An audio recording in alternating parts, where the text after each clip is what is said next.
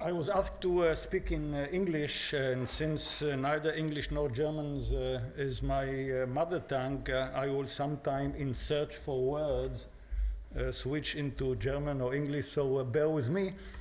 First of all, Professor Robertson, thanks a lot for the invitation. It's an honor to be here. I'm also glad that we got a very good introduction by Professor Munshi, which shows us that there is no flawless political system, but I guess looking at all other alternatives, that's the best one we can live under.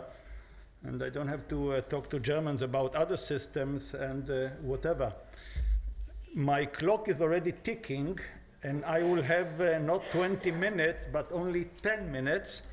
So let me tell you what I would like to share with you, knowing that I will not be able to share everything with you. So just to give you a feel as to what I wanted to share with you, and I will be unable to do it. First of all, I will kind of provide you a Momentaufnahme. Secondly, I will talk about the what does it take to have a freedom, an order of freedom in the Middle East, and finally about the implications for the state I'm coming from. So those are the three broad issues, and I'm sure that I will not get to them. As I got so I'll be very telegraphic. As I got the invitation with that title, after the Arabellion, is a new order of freedom possible in the Middle East? I thought to myself, there's something that I'm unaware of that we are already talking about after. I'm not so sure about it. So what is my answer to the question, after the Arabellion, is a new order of freedom possible?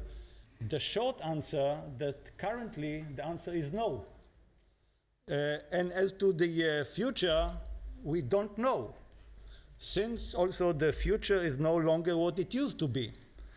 And now that you know what my short answer is, let me make few observations as to what has been currently going in the area of the Middle East. We always start as political scientists, as diplomats, with definitions. So when we speak about the Middle East, we speak about the Arab world, which is composed of 21 countries, and that is for that the Middle East. There is also one country which is neither Arab nor Muslim, which is Israel. And there is a neighboring country which also belongs for certain purposes that we will not go into it to the Middle East, and that is Iran. I think that, broadly speaking, it will not be the first time, since we are speaking about in search for a new order, it will not be the first time in recent decades that there was an attempt to establish a new order. The establishment is associated with the two Bushes, Bush the father and Bush the son. Bush the father, following the Iraq war, beginning of the 90s, has already aspired to democratize the Middle East and to establish a regional security structure. I mean, that ended up in a failure. We have already heard briefly about a second attempt, kind of a crusader attempt by President Bush Jr., also to somehow impose a democratic system on a country, and also an attempt which is also unfolding in front of us in a neighboring region, that is in Afghanistan, which would also end up, unfortunately, also in a failure, which raises a host of questions, I guess, with a clear answer that you cannot impose something from the outside.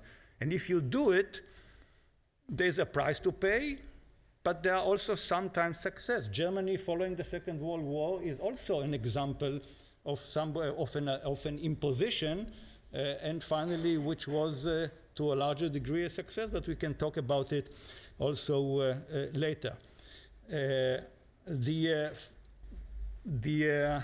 wanted to tell a joke, but I'll skip it. But what I can say about, no, I will not. It's a kind of an observation as we speak about it, because I think that broadly speaking, let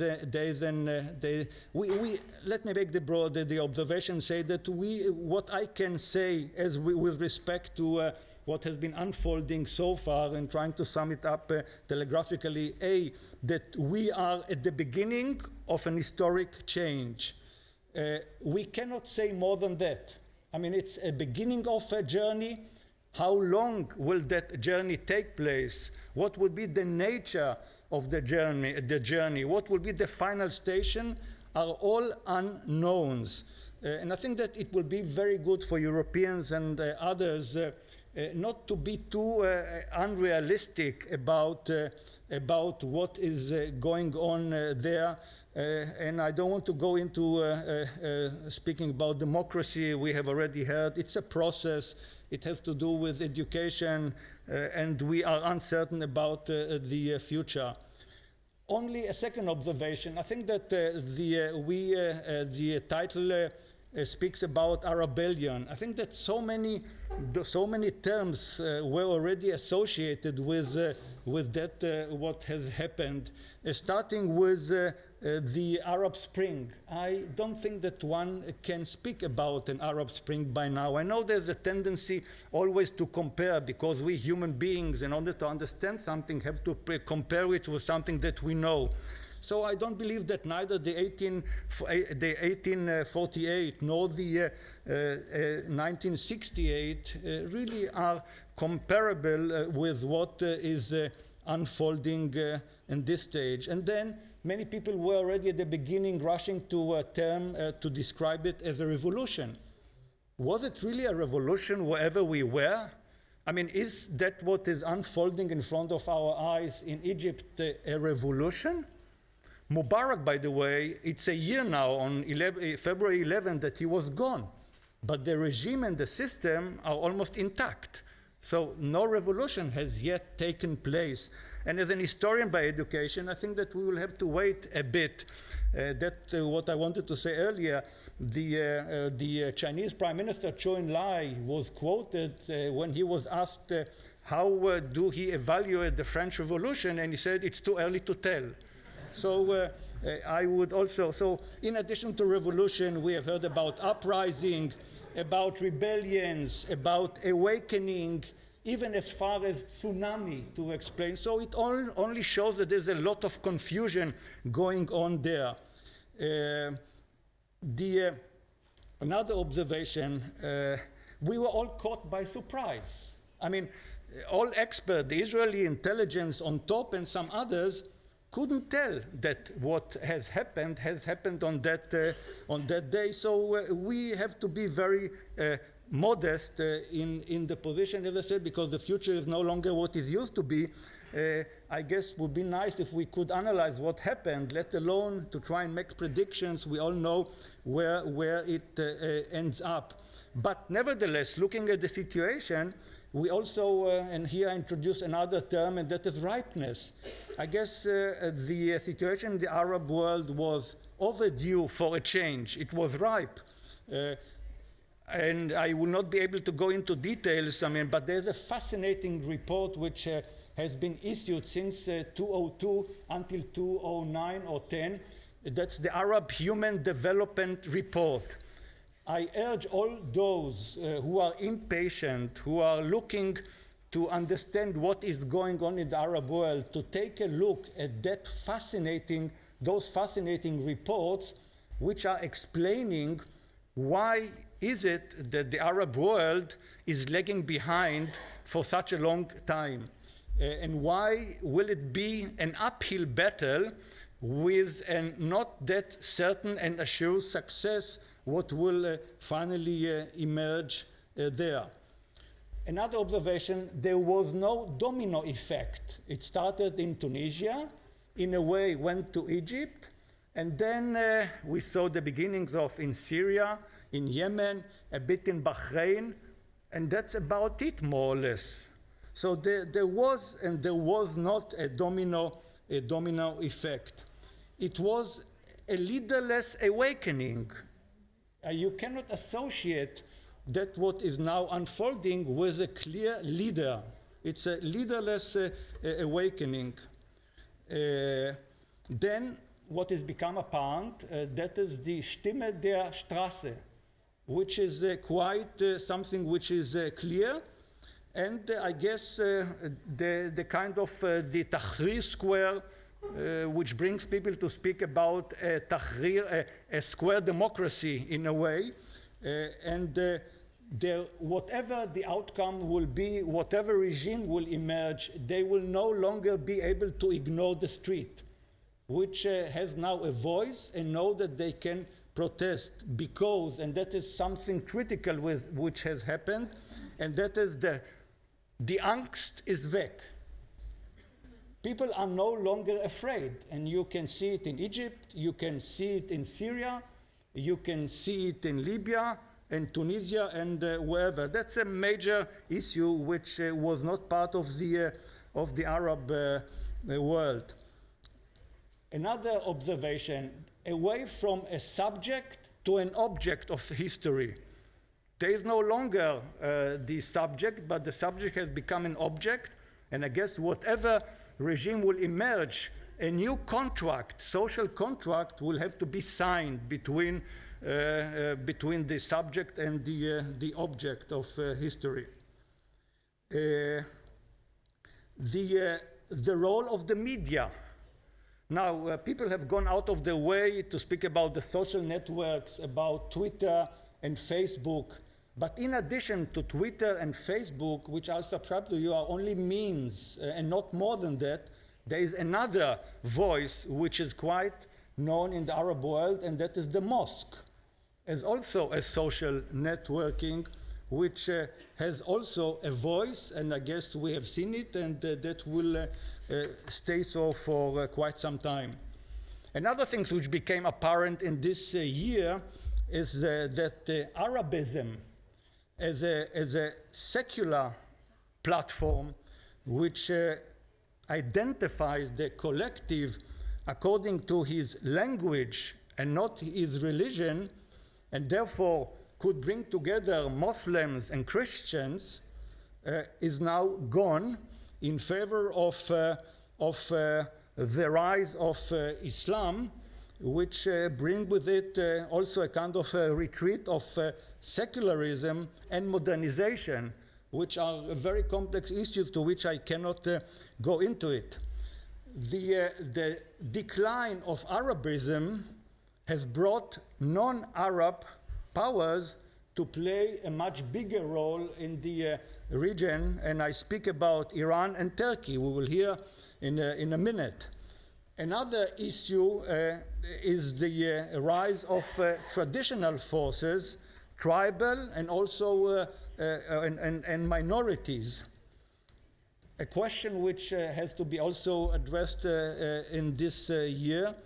No monarchy now has been become a victim. Why?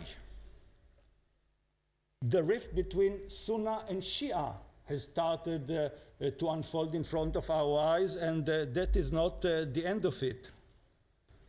Neither Israel nor the United States, or for that matter the West, were the trigger for that. It is always easy to look for scapegoats, but at this stage, neither Israel nor the United States or the West, quote unquote, are the villains of what has happened.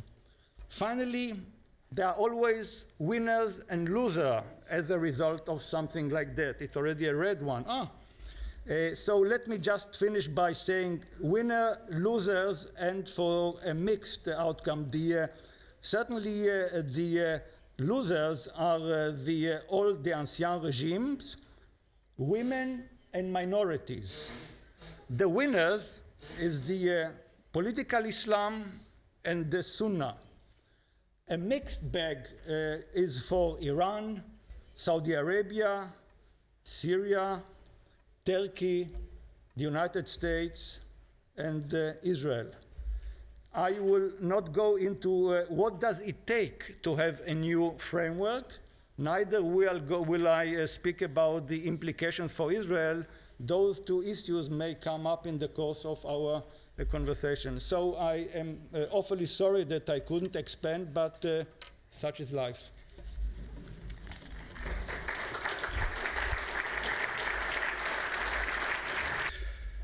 First of all, I want to apologize for my bad English, terrible English. Also, don't tell my mother. My Turkish is also terrible. And maybe I can miss your questions. I can answer in written by email. I can send, unfortunately. And this is not a theoretical idea. This journalistic observation, and I have papers, and thanks God, I will read them. We have been talking about Arab Spring or Arab Awakening for about a year. Maybe it's not exactly a revolution. This is maybe a evolutional revolution. Basically, it is a delayed search for freedom and change.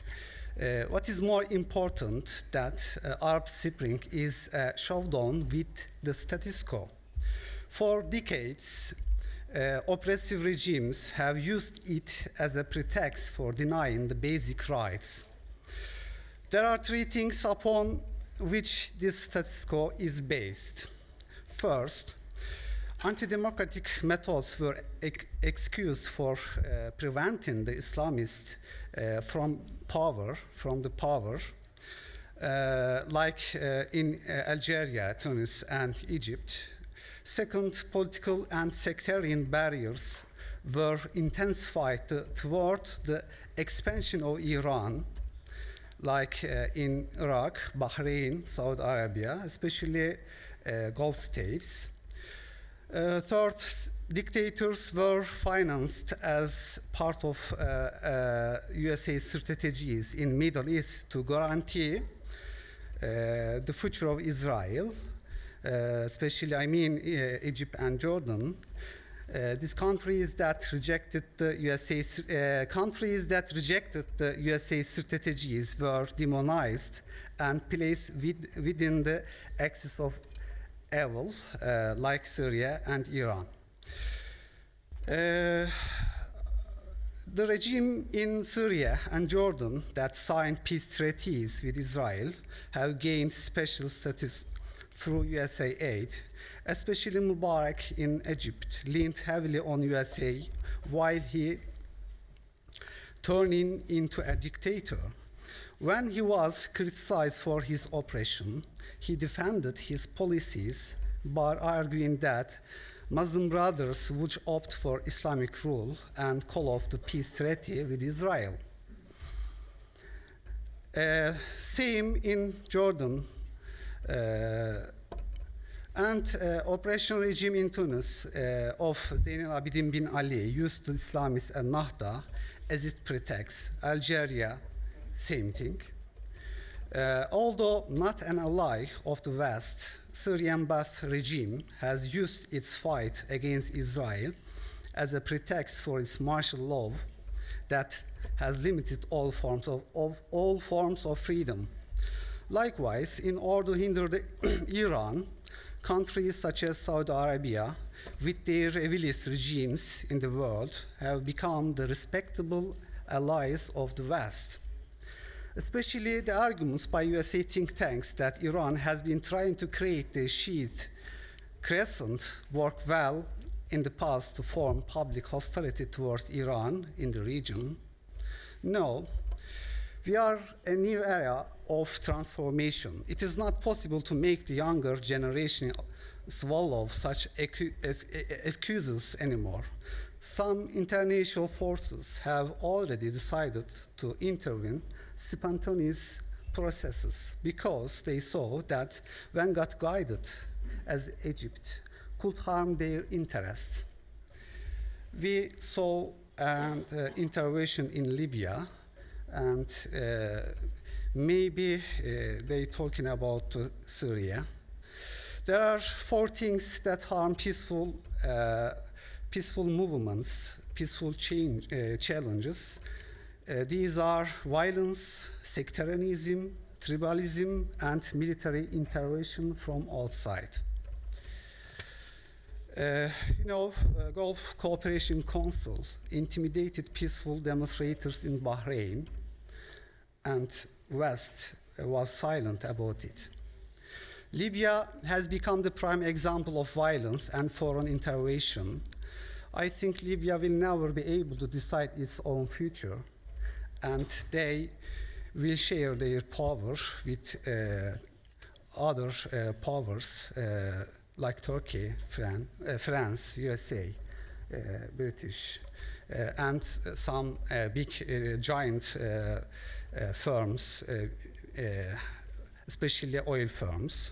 Also, there is an intervention conspiracy in Syria now, but a military intervention from abroad was left at the level of the idea because the international community is not yet ready. There are 3 reasons for this. First, the alternative to the regime has not yet been formed, and they trying to shape an opposition group through Turkey. Second, intervention could possibly spark a regional war, big war, and the regime can endure for a long time. Assad regime has big support in public, and it has gunpowder, big gunpowder. This is changing the rule. Let's now look at what the Arab Spring is and what it has changed. Whether Arab Spring is a Western plot. It is a great mistake to think that the Arab Spring was chaos, the USA project called Greater Middle East. And in my opinion, USA decided not to proceed with initiative when it saw that both Hamas and Hezbollah came to power through democratic elections after 2006. This USA administration was caught unprepared to the new wave. Second question, does the Arab Spring represent a wave of opposition to the West? Doubtlessly. Ideologies are pushed to background in a joint effort to get rid of dictators. But most of actors tend to adopt a political stance that approves of reforming the relations with the West. And whether an Islamist generation is growing, it is an inevitably fact that several Islamist groups rejected for decades would be part of power in process of democratization. And the most advantaged movement is the Muslim Brothers from Tunis to Egypt and to Syria. Another much debated question is who has been defeated in Arab Spring, who is winner and who is loser. In my opinion, Israel is the country that is going to suffer most from the Arab Spring. It has lost its greatest ally in Egypt. There will be a huge change in the way in which working together with Israel take place after Islamist parties seize power. Probably they will want to re-evaluate the Camp David Accords. Opposite to this, Hamas is the winner since it found a partner in Cairo. Contrary to popular belief, the present Syrian regime with which Israel is at war is a guarantee of de facto situation. There is neither war nor peace. I guess that is what Israel also likes. I would like to remark that Syrian opponents seeking to topple Assad issued a notice in Istanbul and stated that it was their goal to reclaim the Golan Heights under occupation. Also, USA is greatly worried that a possible alternative to Assad regime can menace Israel. And when taken as a model, is Turkey a legend or reality? This is the most important question. And Turkey as a model is pictured as the antidote to radicalism. However, the slightest effort by Turkey to imply its tendency for neo-Ottomanism would possibly demolish the whole deck.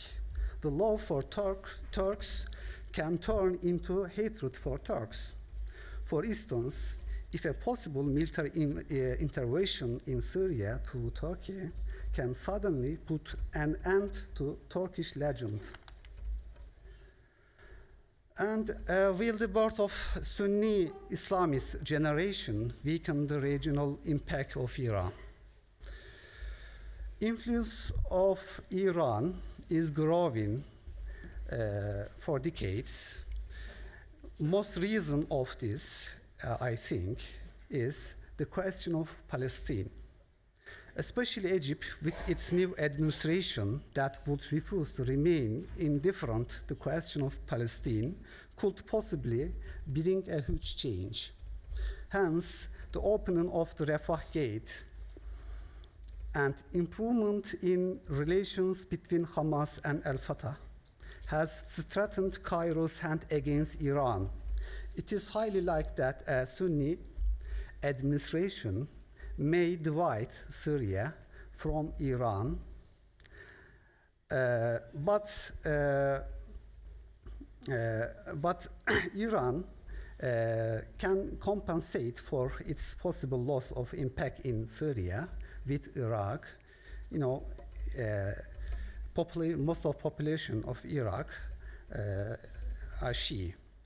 In case Shiites come to power, another point, in case Shiites come to power in Bahrain, where most of the population consists of Shia also, Iran will have an ally in the Gulf.